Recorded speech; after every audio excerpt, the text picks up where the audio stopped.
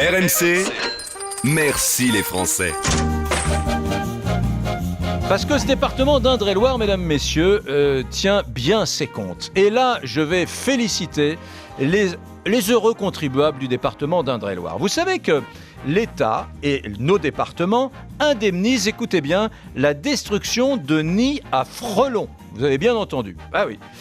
Il faut pour cela que le nid soit à moins de 200 mètres d'un lieu d'accueil public, genre une école par exemple, ou un square, moins de 200 mètres. Et il faut faire supprimer ce nid à frelons par une entreprise agréée. Alors écoutez bien, si vous supprimez un nid qui est bas, vous percevez 50% du coût hors taxe de la destruction du nid à frelons, soit 50 € d'aide. Et si le nid est haut, vous percevez jusqu'à 200 € d'aide de la part de votre département, mesdames, messieurs. Et il y a un auditeur qui s'appelle Pierre, dans une petite commune de l'Indre-et-Loire, qui, après avoir supprimé un nid à frelons, qui remplissait toutes les conditions du nid à frelons indemnisé, eh bien, qui s'est tourné vers le département.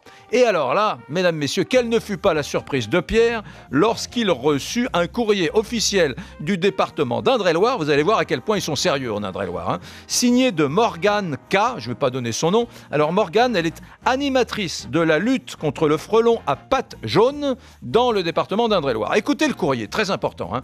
Madame, monsieur, nous vous informons que votre demande d'indemnisation pour la destruction du nid de frelons à pattes jaunes, dit asiatique, situé à telle adresse, n'a pas été acceptée.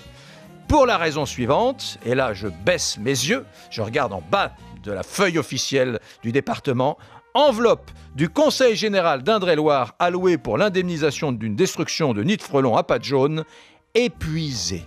Et voilà, Pierre n'a pas été indemnisé par son département parce que l'enveloppe était épuisée.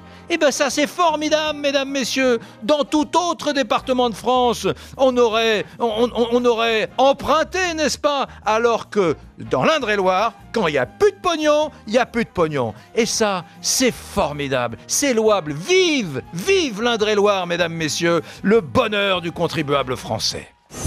Merci Français!